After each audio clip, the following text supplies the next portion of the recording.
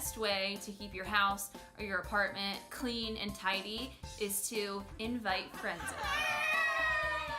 You will amaze yourself at how much organizing, cleaning, and tidying you can get done in 1 hour when friends are on their way over. That is finally the time that you're gonna take out that trash that's been sitting by the door, you're gonna do all the dishes, you're gonna put everything away, tidy up, check the bathroom that the guests are gonna be using and clean that because who knows the last time it's been cleaned. And it's a good time to get rid of all of that clutter that's been sitting on your counter or the clothes that have been piled up on that chair.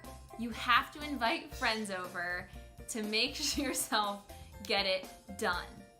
And if you're feeling really gutsy or the house has gotten really messy, invite some family over because you know they're not gonna hold back if it doesn't look good.